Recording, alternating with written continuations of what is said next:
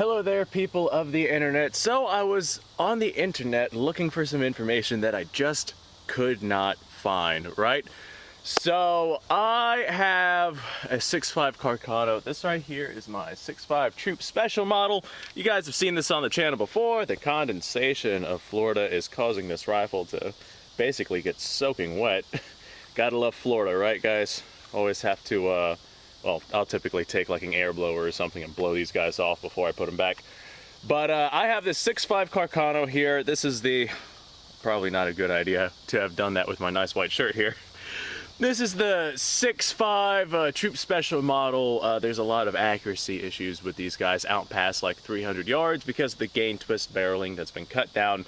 These rifles are not necessarily made for like frontline use. They were made for like secondary soldiers, people that weren't necessarily going to be on the front lines, would probably still have some means of protection. But this isn't a history lesson about the rifle. I was scouring the internet trying to see if I could find some information on loading 6.5 Carcano with .264 projectiles.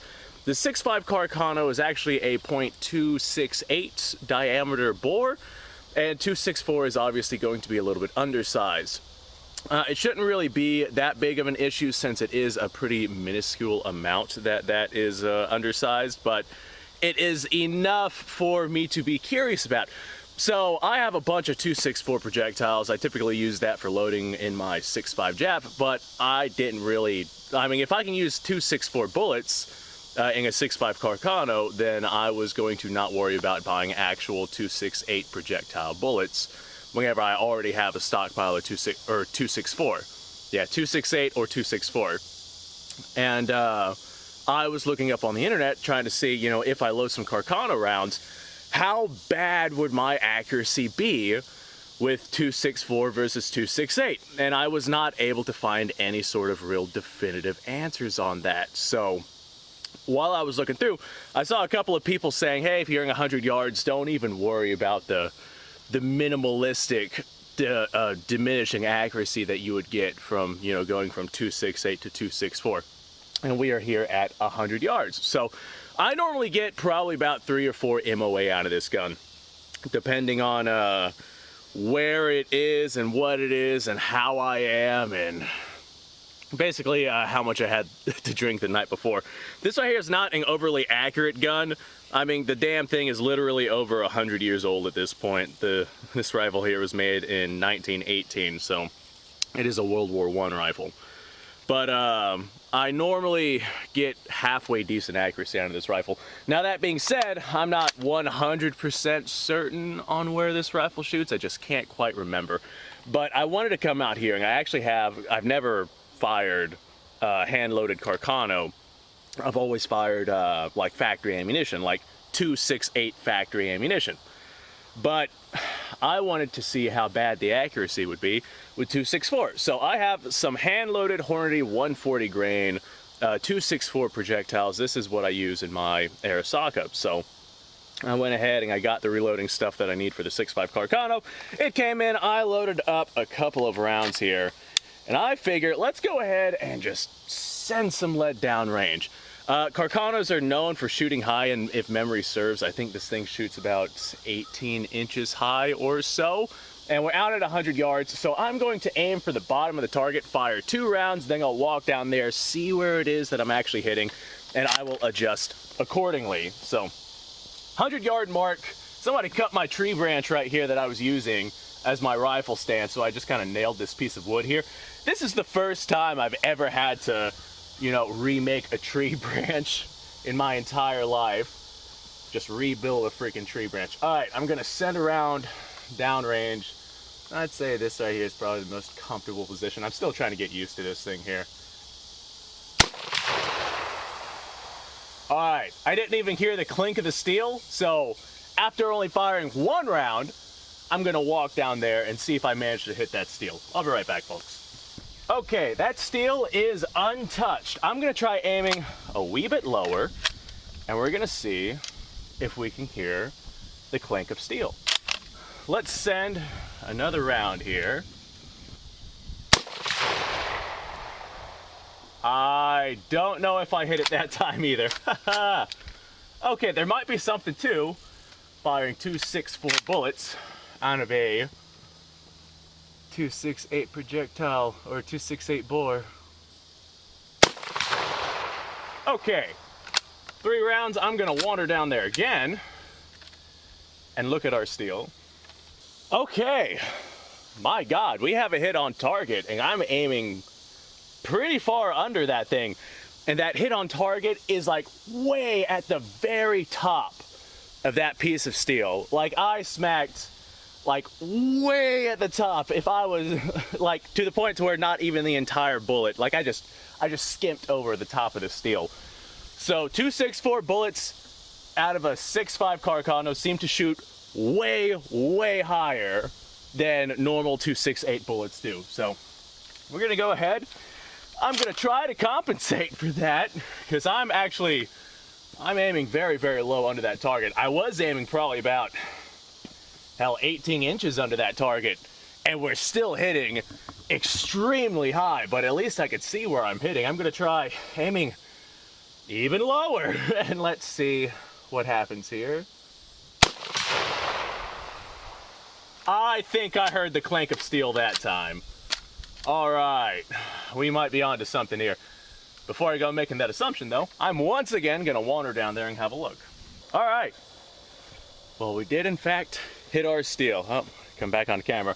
We did in fact hit our steel down there, and I mean, it's still exceptionally high, and I'm aiming quite a deal under. No wonder I was missing those last shots that I fired.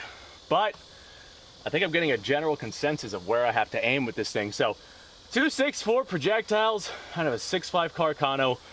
The Carcano already shot high with its normal sized projectiles. And 264, the undersized projectiles, it seems to shoot like exceptionally high.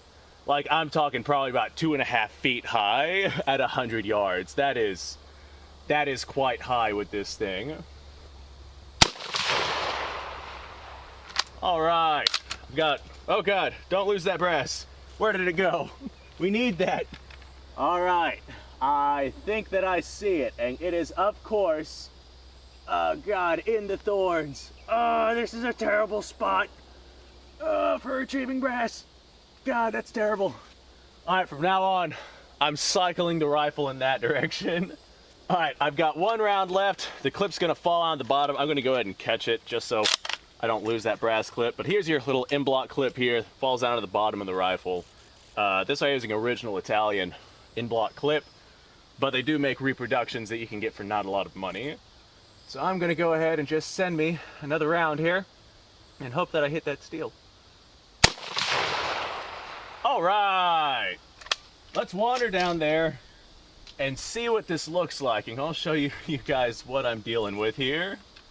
Okay, not very impressive, but this right here is what it is that we're dealing with. We actually had 2 shots. I tried aiming for like the side right here, just because this is the highest point of the target, and we have 1 hit there and 1 hit there. We just, fucking gnats in my eyes. We just barely nicked those right there. I heard the clink of the steel on this one, and that was whenever I wandered down here to see what the hell had happened. So I went aiming down even further, and we had a shot hit right there. And then those last 2 shots, I have no idea where those went. I do see some spalling on the paint right here, so those might have actually hit down here. So maybe I aimed a little bit too low, but from what I can see, .264 out of a 268 bore is just not good enough. So I might have to invest in some 268 projectiles, because that is something else right there. And this is firing like exceptionally high. I was probably aiming, oh, I don't know, 2.5 feet or so under that target. Anyone who knows anything about the Carcano sights, I had the front sight, the very tip of the front sight, all the way down at the bottom of the V-notch, and the target was actually sitting all the way at the top of that V-notch. So yeah, and we still hit exceptionally high on that target. So these 264 bullets hit like way higher than a normal Carcano round does. Thank you for taking part in our survey. Please answer the following questions, and answer accurately, as inaccurate answers may hinder test results. Question number 1. Why are you such a bitch? Okay, so I'm out here with another 6 rounds of 6.5 Carcano. This is the 264 projectiles, same exact stuff that I was firing earlier, except I have a different target out there. I have a very large box with a white sticker on it that is my shipping address. And that large box out there should be large enough for us to see where these projectiles are actually hitting. I know for that little white target, at 100 yards, a 12 by 12 is not really ideal for trying to figure out where exactly projectiles are going to be hitting. So I have another 6 rounds. I'm going to go ahead and fire 3. I have shot at this box already, but the other projectiles that have hit the box, like the holes, have been covered up with tape. So we'll be able to see exactly where these rounds are hitting. So I'm just going to go ahead. I have that white sticker on that box out there at the very bottom of the box. So that will be my aim point, and we can see exactly where these rounds are hitting and potentially why I'm not able to hit that 12 by 12 target out there at 100 yards. Let's see what we can do here. All right, there's one. I probably should go down there and see where that one hit, but I'm gonna go ahead and fire one more downrange before I do that.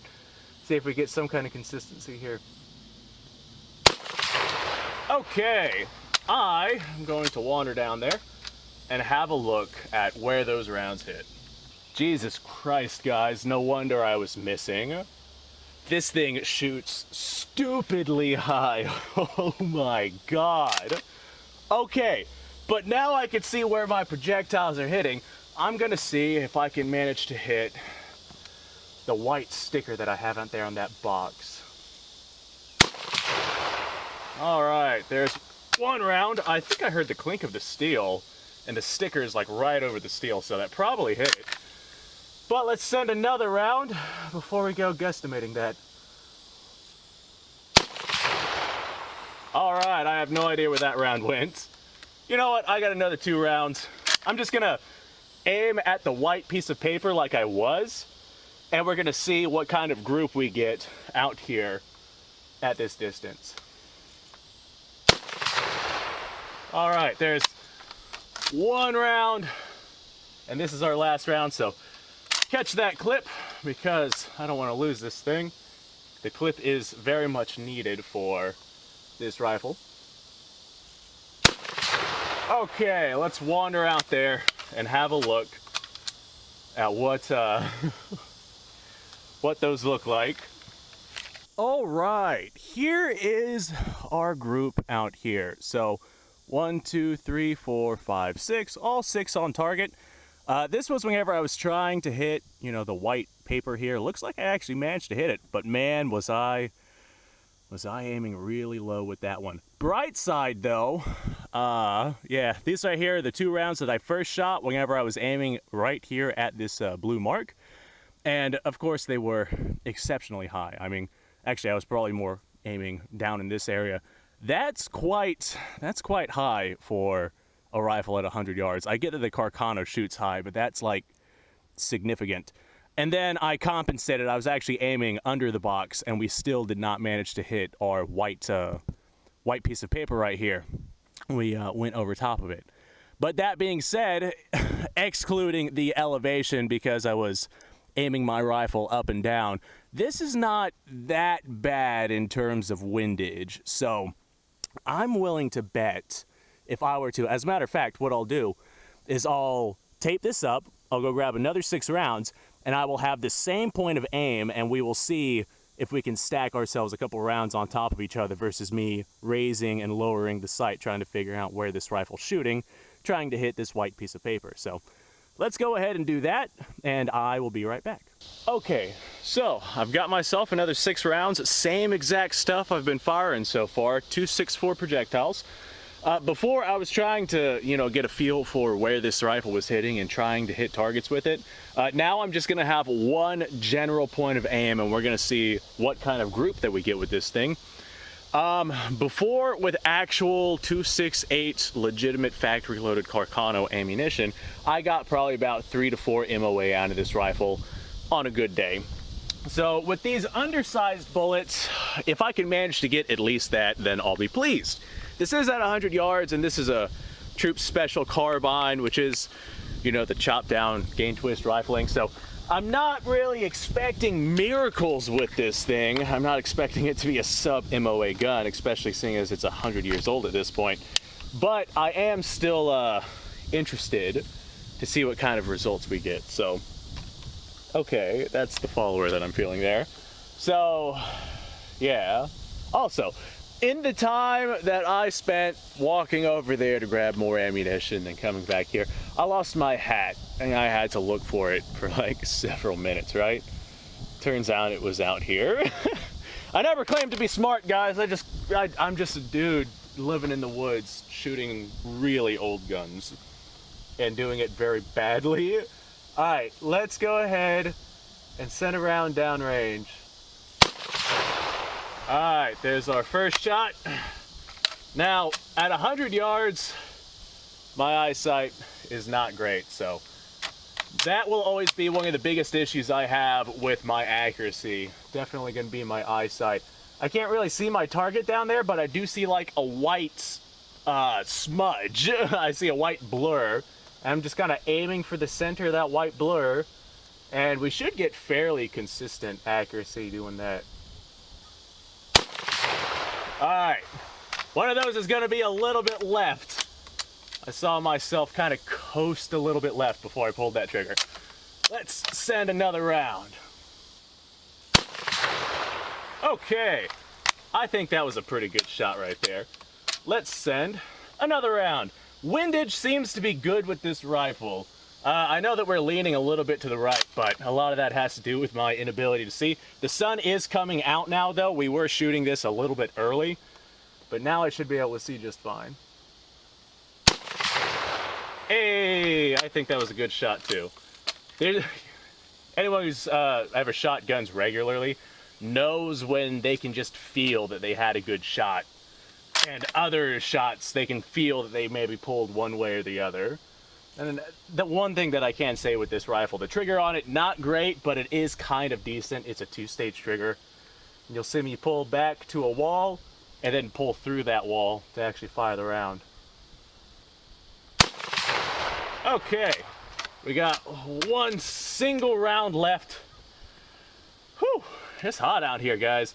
It's the start of August whenever I'm doing this filming in Florida, and it's like, hell, almost high noon now, so it's a little on the toasty side out here. Let me readjust my standing platform here and send this last round. Okay, let's wander down there and see what that looks like. I have no idea what to expect. I think that I had 2 flyers, just judging by how that felt while I was shooting, but let's wander down there and see what kind of group we actually have.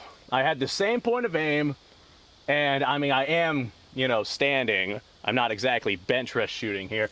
I'm standing with my rifle against a tree, so, and I'm also standing on this piece of wood so I can get high enough to shoot down range. So this isn't exactly a definitive test, but I have gotten like 3 to 4 MOA from this rifle with actual size projectiles. Let's wander down there and see what this looks like. My goodness gracious. All right, so I did have one go exceptionally left and one go exceptionally right. These were the 2 that I pulled. So we're just gonna focus on this 4-shot group here, and I was aiming for the white paper right here. So that is a little bit over fist size, but that's also probably about, hell, 6 MOA. I mean, it's doable. For combat accuracy, it's not bad. Excluding these right here, because like I said, those are the ones that I pulled. I could feel that I pulled those. And I noticed my front sight whenever I was pulling that trigger, and occasionally would swing left or right. And a lot of that has to do with the platform that I'm actually shooting on. So, yeah, this right here, combat accuracy, that's doable. 6 MOA, especially for, you know, the time period that this rifle was made. but I wouldn't exactly trust that with, you know, target shooting or anything like that. But this is definitely something that you could use. If you're going to go hunting with this rifle like I fully plan to do, I probably wouldn't make shots past like 100 yards with this thing. And even that's probably pushing it. So 6 MOA, I'm sure that somebody who was actually confident in shooting and could like actually aim and shoot could probably pull off better groups. But I know for a fact that if I were to use regular sized bullets, I know for a fact I could get in a group about that big. So that's just me.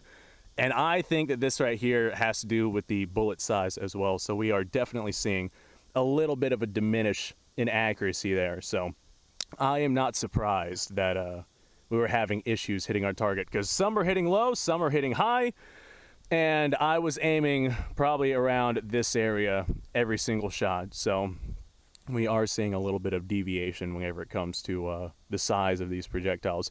If you have a Carcano, your Carcano might vary. This is the Troop Special model. It's a cut down Carcano, nice and skinny. As a matter of fact, I actually have another 6.5 Carcano that I'm gonna go ahead and bring out, because why the hell not? And we'll see what kind of accuracy we get with that. I have no idea what model this Carcano is because it's been sporterized, but hey, let's bring it out, put some rounds down range and see what she says. Why the hell not? Okay, I've got my sporterized Carcano. I have no idea what kind of rifle this is. I'm assuming, honestly, I have no idea.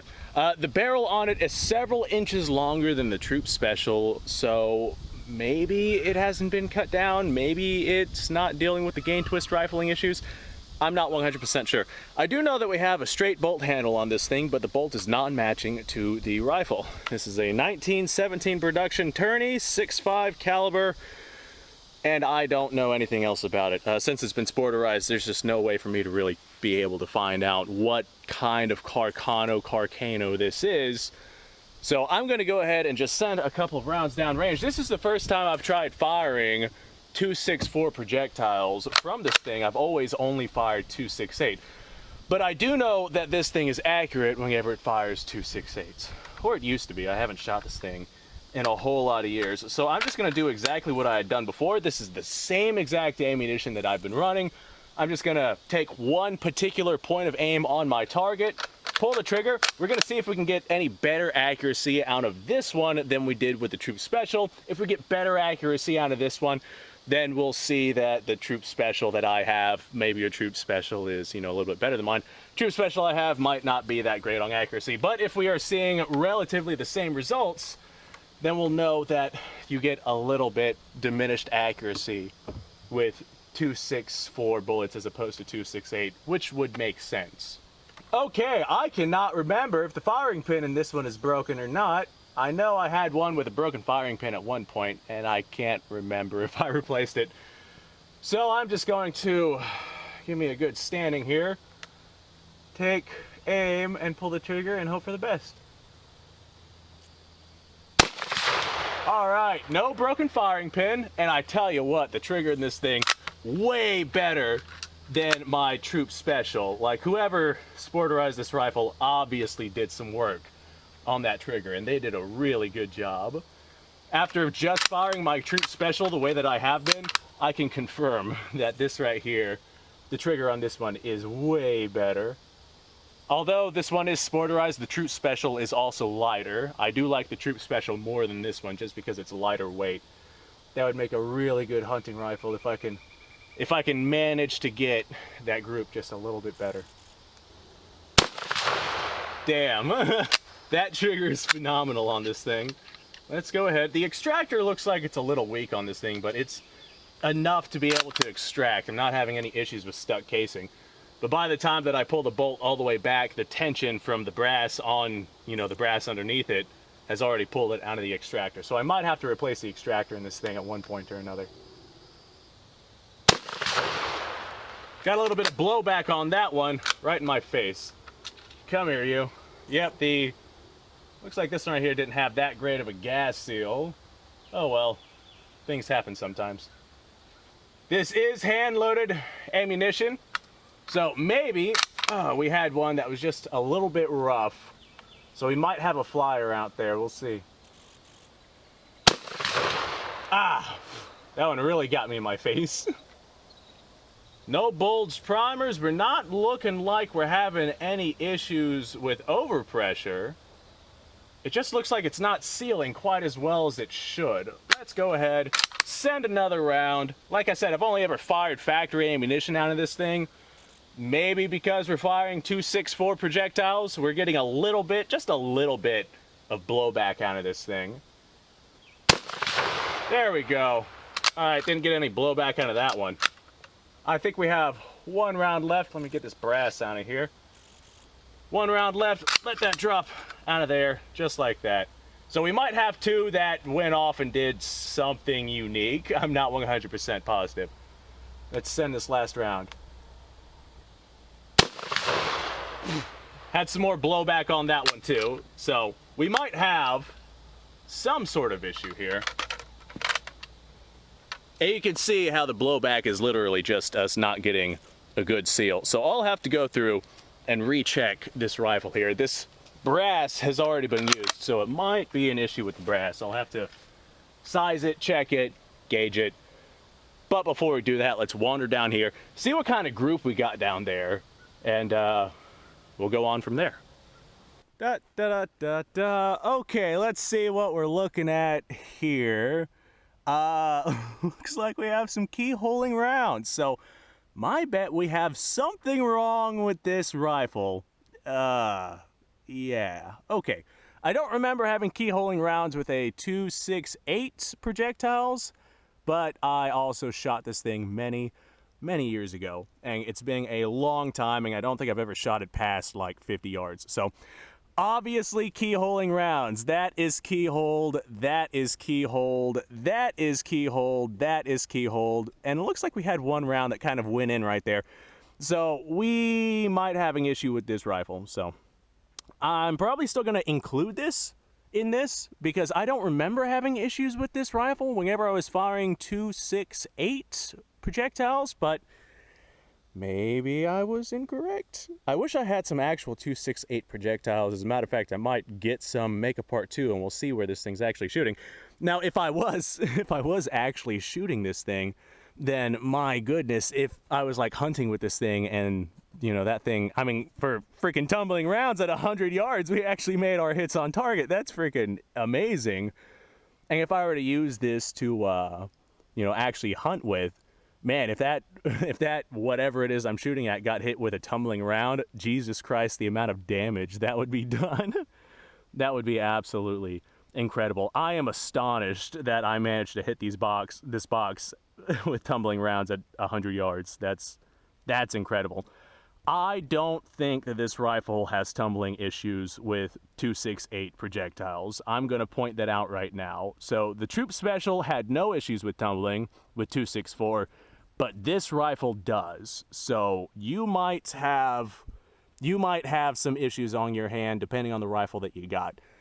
I am absolutely going to get some actual 2.68 projectiles and send some lead down range through this rifle with that, because I don't think that this rifle tumbles with regular ammunition, but it does with 2.64, so bear that in mind right there. I will not be using this rifle with 2.64 projectiles for hunting, but I know for a fact that it hits pretty well with 2.68 because I did run it with 2.68 before, and I did not have issues with tumbling. I don't 100% remember where it is that I hit, and I wasn't very far back, definitely not as far back as I am now, so bear that in mind. But I would like to take regular 2.68 projectiles out as far as I am now and see where those hit. But 2.64 from this particular Carcano definitely tumbles.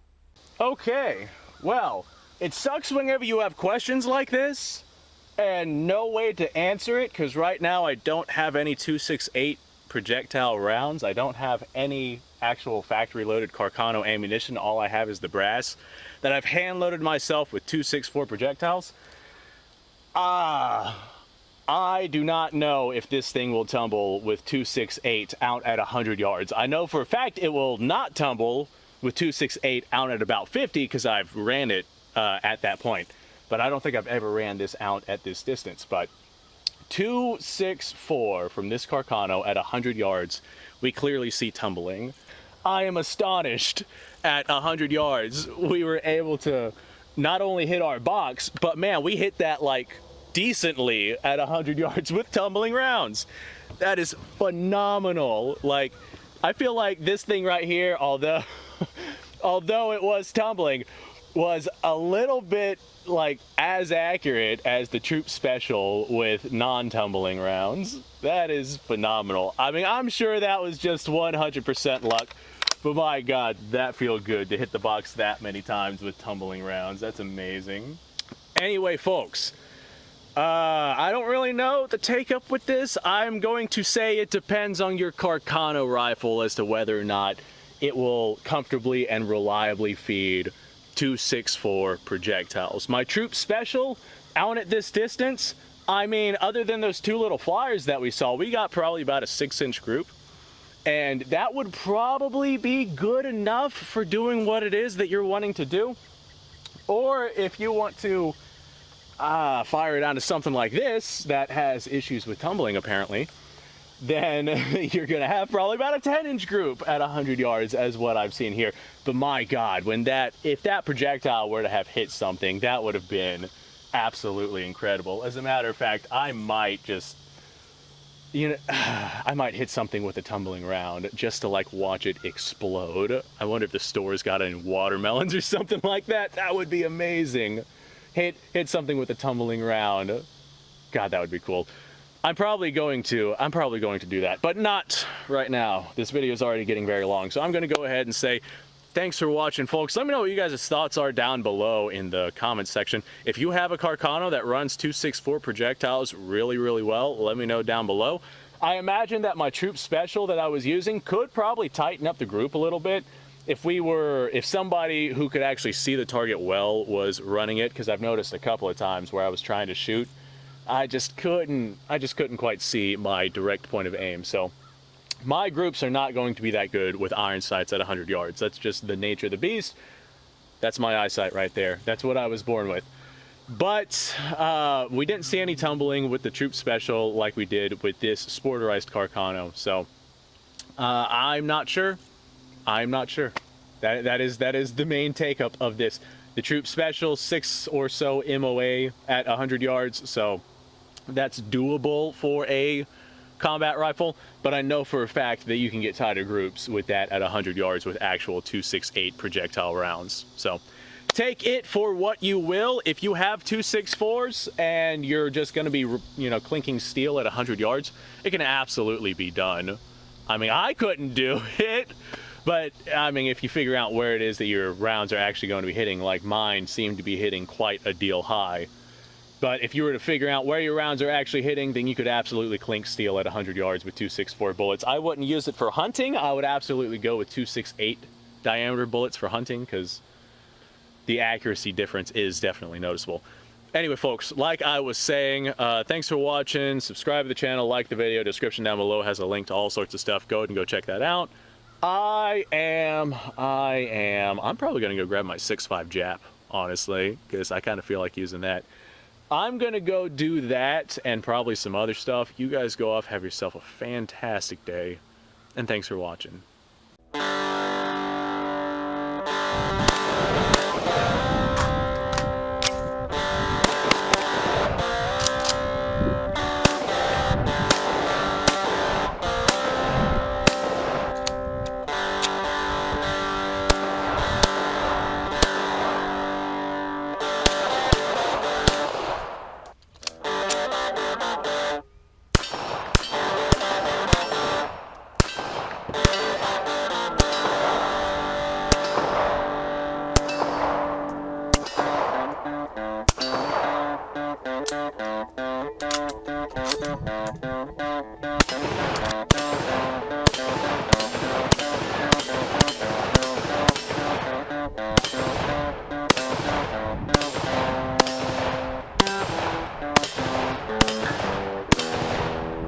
Been a little while since I've done this.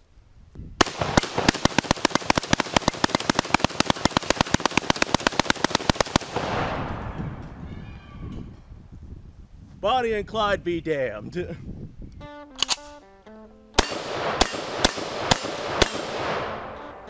Poor man's Garen.